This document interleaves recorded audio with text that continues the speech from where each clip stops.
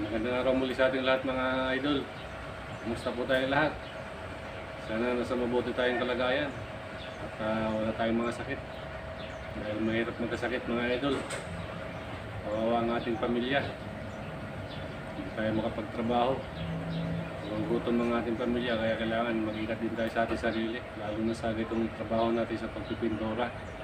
Delikado yung amoy ng pintura, kaya doble ingat lang mga idol.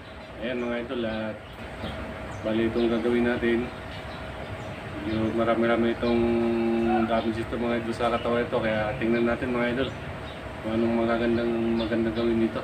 Ayan, mga tama nito mga idol. Bali tatanggalin natin ito mga idol, itong bumper na ito kasi ayan, may bangga. Bali tayo na rin maglalatero nito. Ayan, medyo malaki-laki ang bangga nito. Ayan, ilamusan natin ito mga idol. Tatanggalin natin yung bumper, grills, at nang laturuin na natin para mapabilis na tayo. Umpisa na natin mga idol.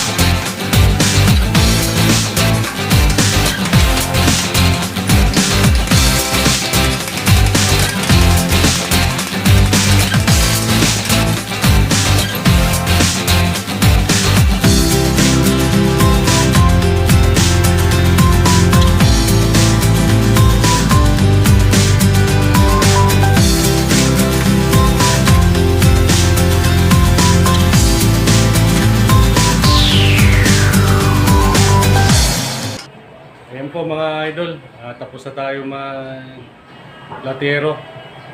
Bali na karate na natin to mga idol. Ayan, alam na po natin ang susunod natin na gagawin. Natural, siyempre magliliha na po tayo. Lihain po natin ng maigi para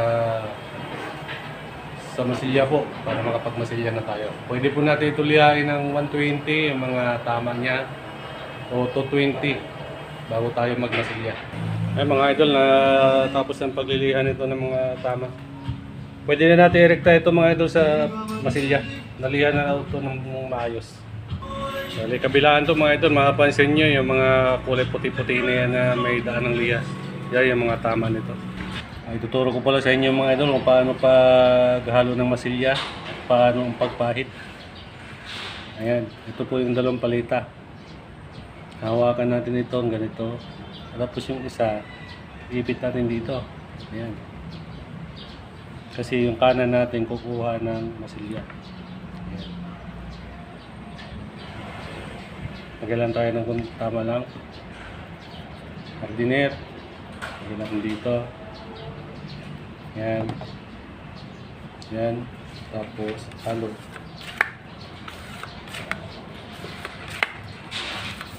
Tapos, papahid mo nga dito mga idol ng pagkanon.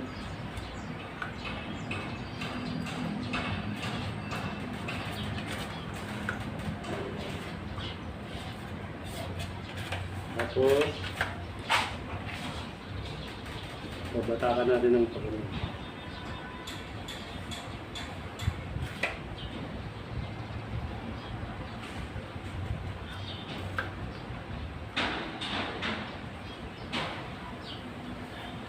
Pagpahid mga idol ng masilya ay hindi agad dito nakukuha sa isang pahiran. Maaari ito 4 o hanggang 5, 6 na patong. Mga idol po na masilya naman, sistema. Dalagay muna tayo ng ito.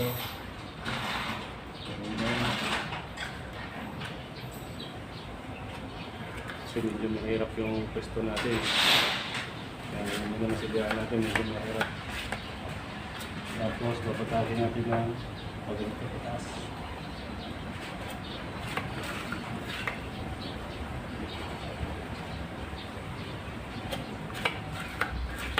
Tanggalin natin yung tinga.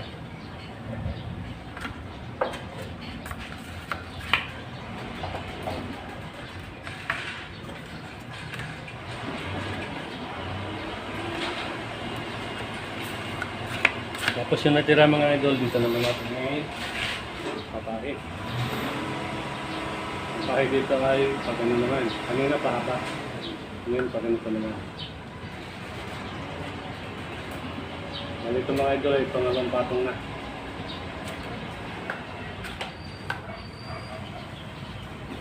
Ulitin ko mga idol, ang sistema ng paghawak ng palita ay ganito.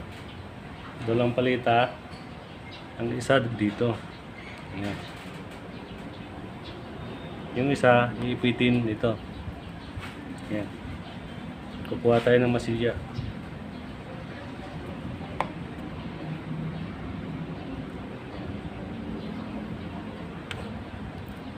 Lalagyan ng hardener. Kaya itong isa, sabay halo.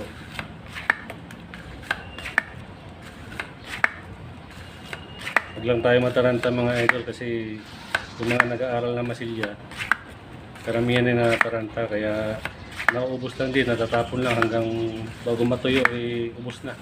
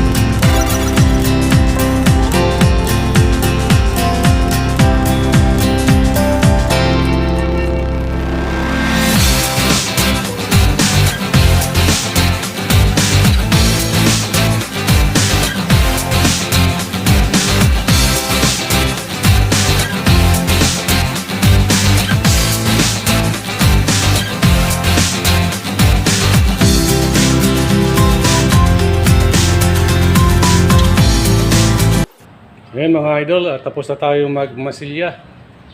Ayan. Bali, patutuyuin lang natin ito mga idol. Dahil alas 5 na. Pwede na rin tayo umuwi. Tama-tama lang ito para bukas na natin lihain. Alam nyo mga idol, ang mahalaga sa isang pintor ay yung marunong magmasilya. Ito ang pinakamahalaga sa lahat dahil una-una sa preparasyon ay yan ang pinakamasilan na trabaho, yung preparasyon. Kaya kailangan tayo ay marunong magmasilya.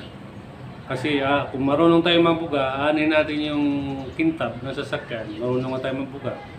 Napaganda natin yung sasakyan, sa kintab nga lang, napagintab natin. Pero ang body niya naman ay kung alon-alon, maraming lubog-lubog, baliwala.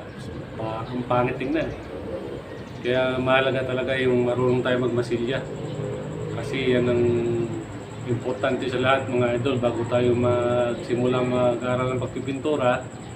Unahin natin pag-aralan yung pagliliha at pagmamasilya.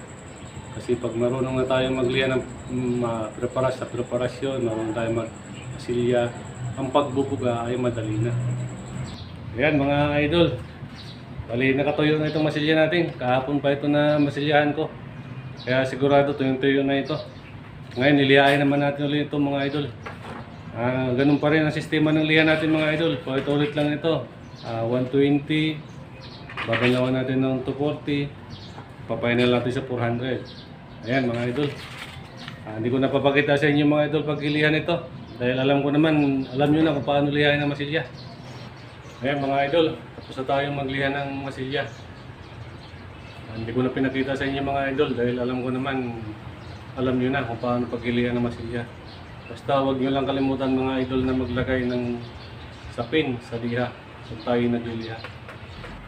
Ayan mga idol, bali tapos na tayo mag-dyaryo. Magtitimpla na po tayo ng primer. Ang primer po natin mga idol ay kailangan malapot. Kaya papakita ko po sa inyo yung pagtitimpla at pagbubuga. kung gaano po kahalaga ang primer para sa masilya. Ito pala mga idol yung materialis natin na nabili. Ito yung thinner natin, Prestige. Magandang klase ito mga idol. Medyo mura pa. Ito yung kulay natin. Ito yung top coat natin, 2 litro, kasi na po yan. Ito yung rubbing natin. Ayan. Masking tip natin. May extra tayo 1 litrong K92 na thinner. Tapos ito yung primer natin. Yung primer mga idol, pag bumibili tayo, huwag masyadong marami kasi yung katalis ito ay mabilis matuyo. Kung ano lang yung kasya sa bubugahan natin, yun lang. Sayang. Mga idol, bali ito lahat yung gagamitin natin dito sa L3 na ito. Magpa-primer na tayo mga idol mamaya. Magtitimpla na tayo mga idol ng primer. Haluin natin ng maigi mga idol itong primer na ito kasi yung ilalim nito minsan buo-buo pa. Ayan, bali titimplahin na natin ito. Malapot to mga idol. Tapos konting katalis lang mga idol, huwag masyadong marami para hindi masyadong matigas pagka nililiha. Kasi makunat yan pagka sobrang dami ng katalis. Yan. Dahil malapot po siya, konting thinner lang po ang ilalagay natin. Yan. Kasi pag malabnaw, pangit para sa masilya. Yan. Tapos po mga idol, dapat meron tayong ganito. Babara ng haluan natin. Ayan. Para pag kailangan natin, hugutin na lang natin. Tapos pupunasan. Tapos salain natin mga idol para mas maganda talaga. Salain natin ang primer.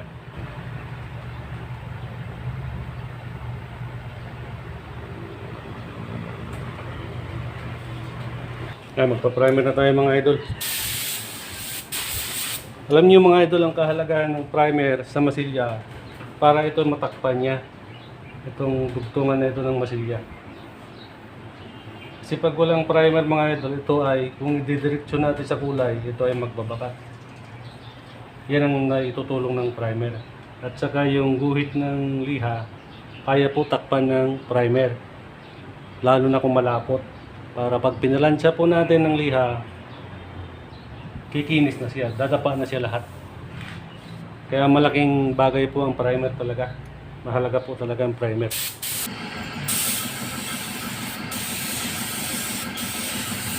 Tapos ang buga po natin mga idol ay huwag natin bibiglain. Yan, ganyan lang muna siya.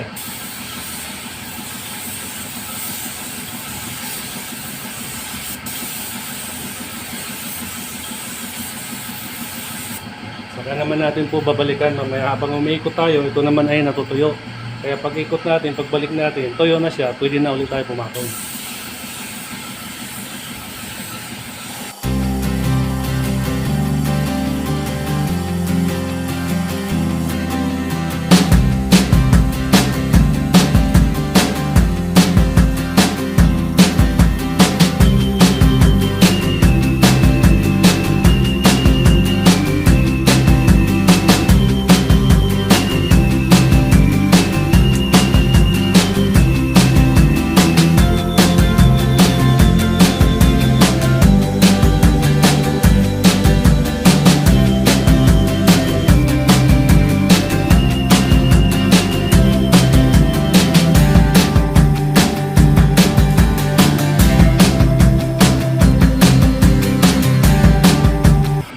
Ayun mga idol, tapos na tayo mag-primer.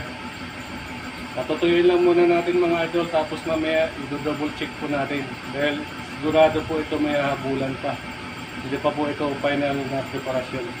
Kapag pinapatuyo po natin mga idol, papakita ko po sa inyo mga idol yung gamit ko sa pagpipintura. Ito mga idol yung mga gamit natin sa pagpipintura. Ito yung compressor ko na ginagamit. Ito naman po yung head gun natin para sa mga bumper na nayuyupi. Ayan. Ito yung buffing machine natin. Original to mga idol, makita. Ayan, Japan po yan. Ito yung mga kahoy natin sa pagliliha. Ito Ito yung palitan natin. Ito yung goma. Ang mas natin. Ito yung spray gun natin na pwede pang kulay, pwede pang primer. F75 mga idol. Ito yung isang pampinis ko talaga. Iwata. Anis Iwata. Ayan. Ay mga idol, siguro naman nakita nyo na. Kasi marami nagko-comment kung anong mga gamit ko. Tuyo na mga idol ang primer natin na ito. Ayan. Bali kabilaan to. Ang susunod natin mga idol ay, bali ito mga idol na-check ko na. Na-check ko na ito. Bali maliliit lang ang tama nito. Ngayon ang gagawin na lang natin mga idol ay paplansyahin na natin sa liha. So mga idol, ito ang gagamitin natin. Itong rubber. Tapos itong liha na 320 para dito sa primer. Tutupiin lang natin mga idol, ganyan. Tapos lagyan natin ito. Babasahin natin ng mayroong konting sabon.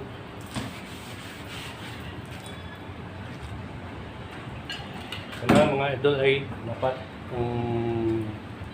ipaplan tayo dapat. Managaliha tayo, kailangan dapat.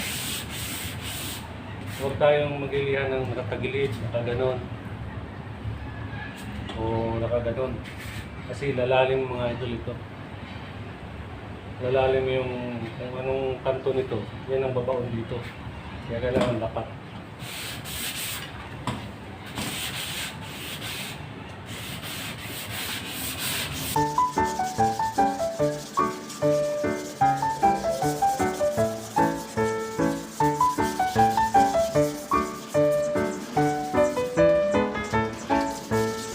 Ayun mga idol, tapos na tayo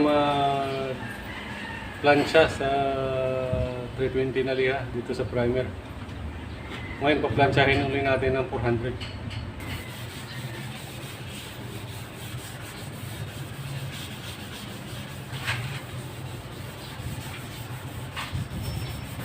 Ayun mga idol, tapos na tayo magplansya ng 320 at saka 400. Bali, ang gagawin natin ngayon ay bawasin muna natin mga idol yung ulo na ito para tumagas yung pinaglihaan natin. Tapos ito na tuyo, pwede natin takpan ng diri ito mga salamin. Pwede na tayo mga idol magsimula magpundo ng kulay itim. Pagkatapos natin magpundo ng kulay itim, diretso na natin patong ng puti na rin. Bali, ang unahin natin mga idol ay itong ulo ang ipipinis natin. Itong likod niya, pagkatapos ng ulo, ito naman susunod natin.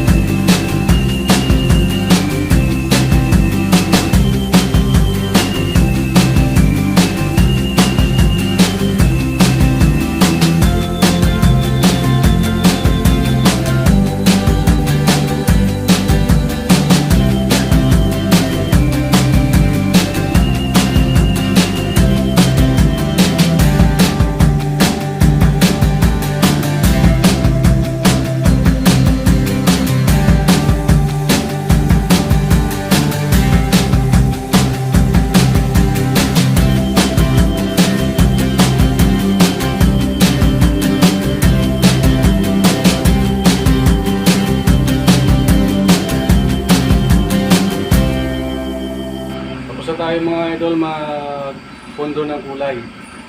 Pa-final check natin. Final preparation na po ito. Ikutan natin ito. Tingnan natin kung may damage pa o wala na bago tayo mag-finishing na. Okay mga idol, na final preparation na natin ito. Nalihan na rin natin ng pino na pang-finishing na talaga. Kaya magsisimula tayo magbuga mga idol ng kulay hanggang finishing na ito.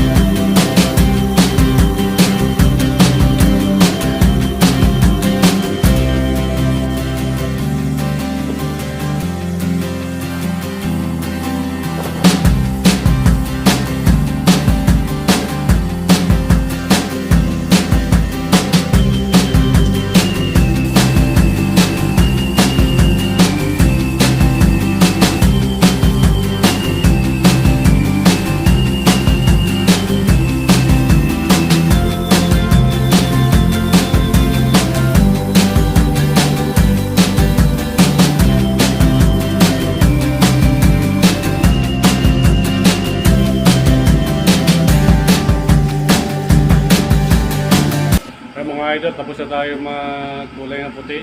Ngayon, nakapagtimpla na rin ako ng top coat. Nanuluan ko ng kunting kulay. Naipasok ko na rin ito mga idol ng 10 minutes lang dahil sobrang init namang panahon. Ngayon, bali magsisimula tayo mga idol mag-finishing ng top coat.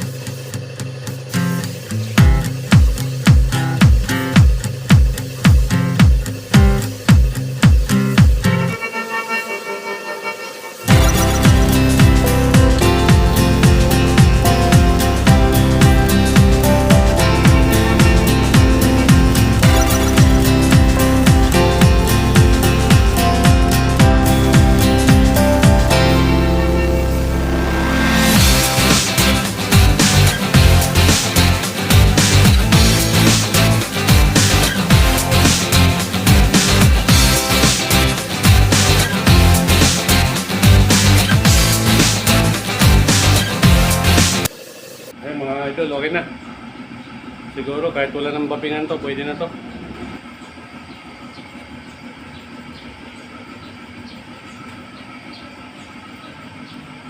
Pagkatapos ito mga idol ay pag natuyo ito, tatakpan naman natin yung bandang likod nito. Kasi isusunod naman natin yung katawan. Ayan. Pwede na ito walang bapping mga idol. Tapos ito na may susunod natin mga idol. Ayan. Tatanggalin lang natin itong dyaryo. Tapos lilihain na natin ulit yan. Binalutan ko na itong mga idol ang ulo nito. Kasi ito ay hindi na natin i-babapping. Baling susunod natin itong katawan na. Magpupunduli tayo ng kulay nito na kulay itim bago tayo magputi. Kabilaan to mga idol, paikot ito. Ayan, bali magsimula tayo mga idol magbuga ng itim.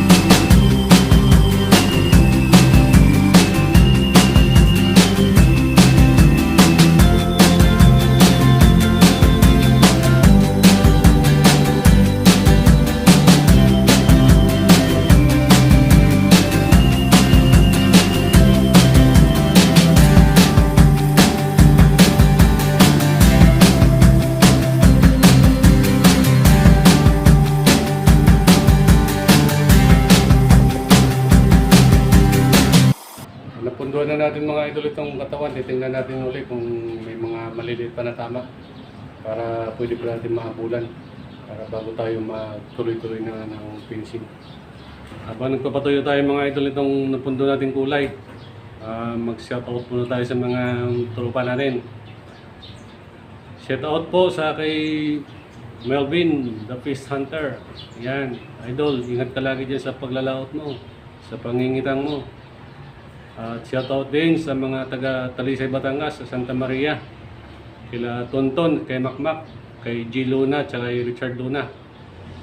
At shoutout din sa G. Diamond Car Rental sa Fleet Department at sa mga drivers nito. At shoutout din kay Jumari Gibara. Ayan mga idol, ingat po tayo lagi sa ating mga ginagawa sa araw-araw.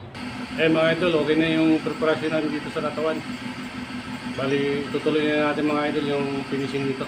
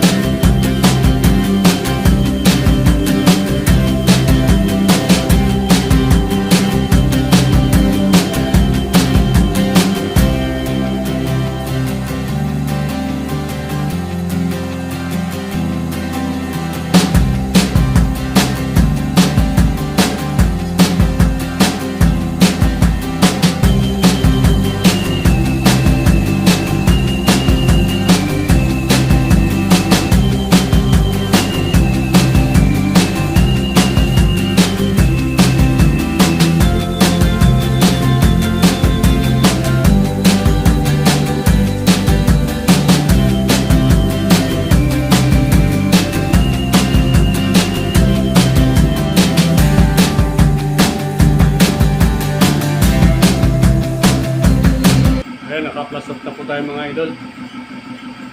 Magbubugan na ulit tayo ng patkot na may halong kunting kulay.